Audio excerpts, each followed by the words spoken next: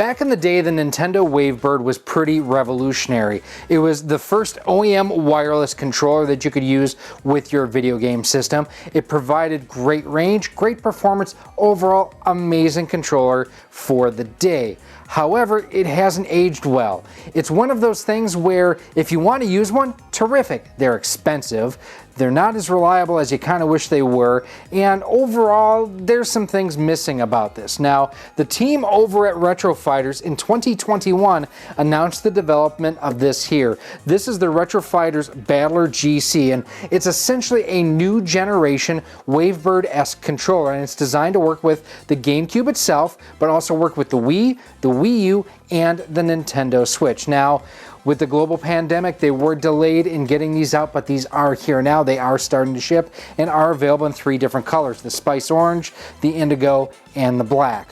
We're going to go ahead, we're going to take these out of the box, see how they perform, and test them out on those systems, on the GameCube, on the Wii, the Wii U, and the Nintendo Switch. Let's go get started. Now, there are 3 different colors, as I mentioned, on the Battler GC. There is the Spice Orange, which we've already unboxed. Make sure you check out our YouTube short right up here. Thanks to everybody who did check that out and all the support to the channel. We do also have Indigo. This is Indigo, not purple. And then we do also have the Jet Black version. So let's take a look at the Indigo one. So on the face of it, you've got the controller itself, and again, for use with the GameCube, Switch, Wii, and Wii U.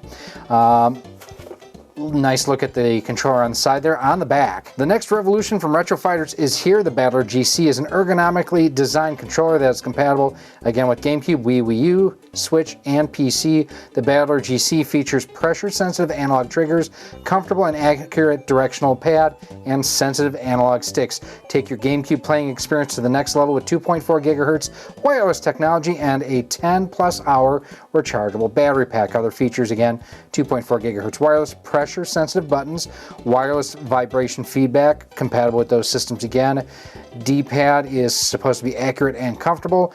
Offset analog stick placement, responsive analog sticks, dual Z shoulder buttons, wireless range of over 30 feet, and a USB-C charging port. I like that. I like the fact that we are so close to completely getting away from USB, micro USB. So let's take a look inside the box. There's the controller itself, along with a USB A to C cable, and in the last controller I got, yes, this does too, so take a close look at this. It completely doesn't add anything to the functionality, but just a nice little detail is the fact the USB-C cable actually says Retro Fighters on it. Like I say, doesn't add anything to the performance or functionality, but it's a nice detail to go into this. In this little box here should be our 2 dongles. You'll have one for the GameCube itself and a USB 1. So there is the Indigo retro receiver style setup for the GameCube itself. Nice little LED to show that it is connected there. And then here is your USB dongle. Now, one thing, I just was thinking about this earlier. I kind of wish they had a molded in spot on the back to put the cap back on, just to keep it from getting lost. This also does have a LED on the face of it to indicate that it is connected, paired, and in use. Let's take a look at the Indigo controller here. Very nice looking. Now, one thing I do want to compare this to real quick, this is Retro Fighters Duelist controller, and this was their first attempt to kind of do a GameCube inspired controller. Now, this is specifically designed for the Switch, and it does not have any kind of a dongle or anything like that to connect to a GameCube. This is Bluetooth, 2.4 gigahertz. Overall, though, the one thing I will say is if you look at the grips on the Duelist definitely flare out more than what the Battler GC does. The Battler GC also looks just to be an overall bit wider area from this part here compared to this part here. Finally, you can also notice that while they did follow the color code and everything and have a larger A button on the Duelist, the Battler GC more closely mimics the original GameCube controller design as far as the Jelly Bean style buttons for Y and X. the placement of the A button and everything like that. They did definitely take inspiration from this, however, with the button placement in the center here, though. You've got, your plus and minus buttons pretty much in a very similar location. You've got your, looks like a turbo button and your capture button. There's your home button there. Same thing as what we have on the Duelist. Definitely its own controller, though. That's interesting to note. Now, you do have 4 color LEDs here to indicate the player in use and everything right now. There is your USB-C charge port and your pairing button. Overall, I mean, it feels very good in the hands. I'm very much digging this. Analog sticks feel excellent, as they typically do from Retro Fighters. I'm definitely very happy with this. Now, in addition to the Indigo one, as I mentioned, I did already unbox the Spice Orange one on a recent YouTube short. I like this a lot. This is a very comfortable controller. Now, one thing before you go to play, when you first get these, make sure you go ahead and charge them up for about 2 hours is what Retro Fighters recommends.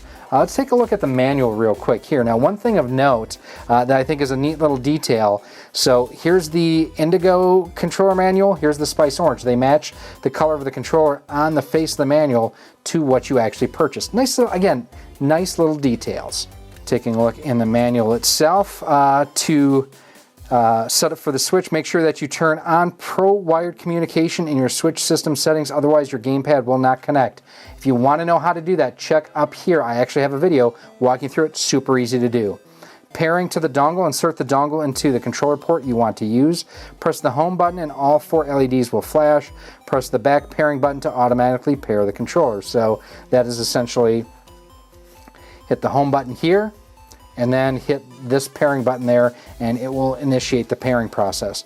To power off, press L3 plus the minus button to turn off your gamepad. So L3 is pushing in the analog stick, and then the minus button here. So basically like so, you push these two at the same time. To change from X input to D input, super simple. Simply hold the home button down for 3 to 5 seconds to swap. As this does have turbo, press the button you would like to activate turbo and press T turbo button at the same time. To deactivate, press and hold the same buttons again. Awesome. And here is your LED indicator. So, player 1, player 2, and D input mode. Player 3, player 4. FAQs, how do I charge? Use the USB-C cable. Battery life, about 10 hours. Systems compatible, we've covered that here.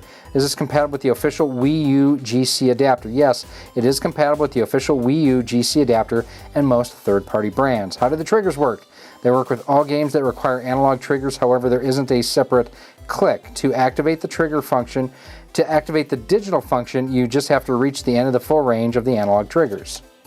Customer service, if you ever have any issues, make sure that you reach out to them on their socials. You can email them too.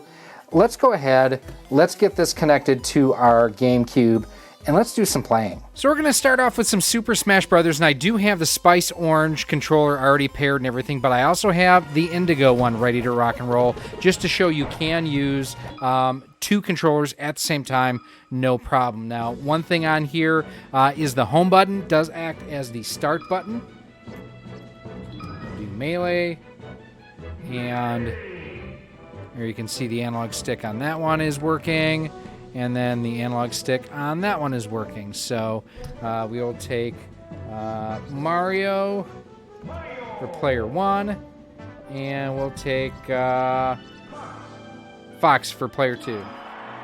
And it did just rumble when I selected a character, so that is good. Now, like I say, I am terrible at Smash, as I just ran into the river there.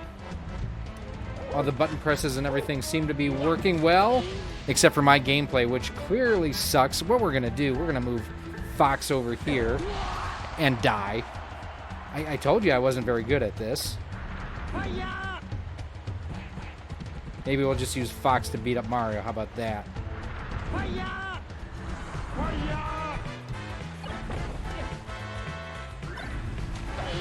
As I killed Mario and died myself there. Or did I? No, but I did there. So, all right, I am clearly terrible at Smash Brothers, but it is working with 2 controllers, no problem whatsoever. Let's dive into a single-player game. Let's move on to some Super Mario Sunshine, because that'll be a good test of the analog triggers. Now, to capture this, I am using a new 4K capture device, even though this is only 1080p. This is the Kuami 4K capture device, and it's working pretty well. Now, my GameCube here is using Prism component video cables going into my RetroTink 5X. Yeah, again, this is working very well. So, here is the R2. And you can spray and run. Here is R, which takes you into the map. The L button does the same thing. And then here you can aim and move side to side with L2 and R2. Now, the one thing that I have done on the Super Mario 3D All-Stars has been reverse the camera, which is something that I highly recommend because this camera setup sucks. It just does. There, rumbled as well. Very good. I like the rumble on this. It's pretty good. It's one of those where it's definitely noticeable, but it's not like overwhelming. It's not annoying. It doesn't make your hands buzz. Yeah, the analog sticks feel really good, I have to say that. As I run right by the coin. And also, these Prism component video cables with the RetroTink 5X, my goodness, these things are awesome.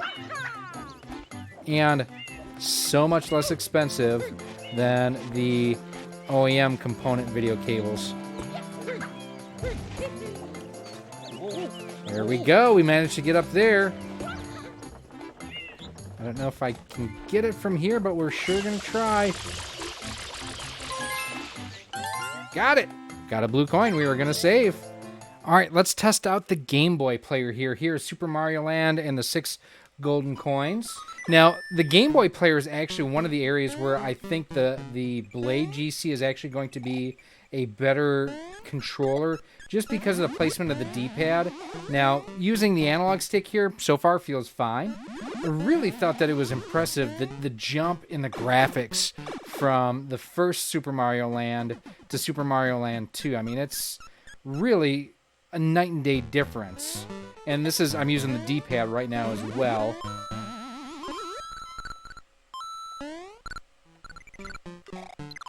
Ah! Boy, I am just not getting through this one very well. Yeah, play control on this feels very, very tight. I'm really happy with how, you know, the button presses are working, how the D-pad, and I am using the D-pad on this. Oh, nice double bounce there. Got to the goal. Game Boy player works great. So I will admit I am not a great first-person shooter fan, player, whatever, and I don't have a whole lot of them, but I do have Metroid Prime, so analog stick left, right. There is the Z button. There's the ability to go ahead and basically lock onto the target. There we go. What I'm going to do, too, I'm going to hit Turbo and A and just see. Yeah, that's awesome. Okay.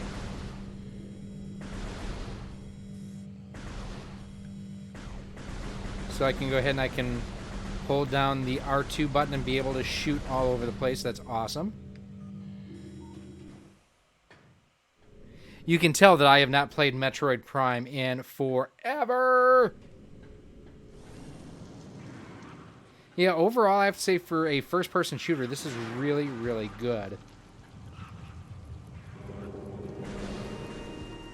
Yeah, definitely something really, really good here for games such as this. I think this is something that, if you're into first-person shooters, definitely very responsive. We have now moved on over to the Wii, and we are still using our Spice Orange controller. Mario Brothers, or Mario Kart Wii is a great game to test this out with, and yeah, I'm excited to try this. Now, the one thing this doesn't have is motion controls, so if you wanted to do the where you flip the controller up to do a wheelie on a motorcycle, for example, that will not work here. Now, for this, I am using official Wii component video cables, and again, going through my RetroTink 5X. There we go.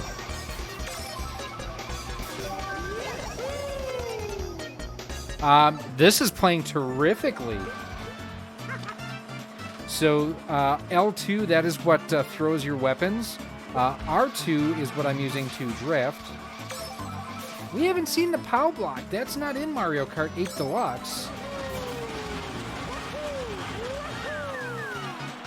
Oh, I almost got him too. All right, works wonderfully on the Wii.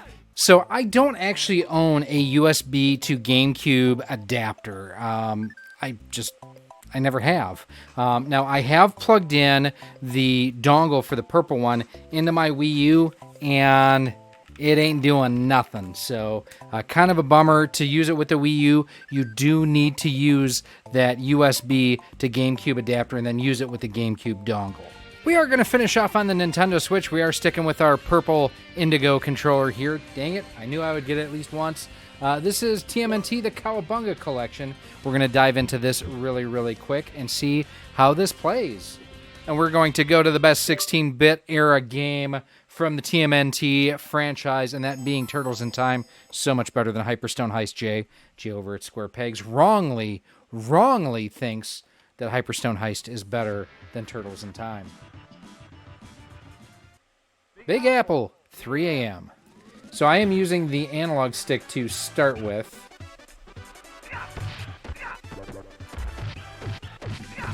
So basically this is working like a Pro Controller, really. Now the X and Y buttons are doing most of the work here. The B button is jump. Yeah, this is working terrifically. I'm absolutely loving this. Yeah, button presses are responsive. I've now moved over to the analog stick. So there you have our look at the Battler GC. Now, there is still the Blade GC coming from Retro Fighters, so if you want something that has both analog sticks down below, more like a PlayStation-style controller, make sure you keep an eye on CastleManiaGames.com. That is coming there soon as well. What do I think of this overall? Very well balanced. I was a little surprised at how light this feels. It gave me reason for concern initially that, did this rumble or not?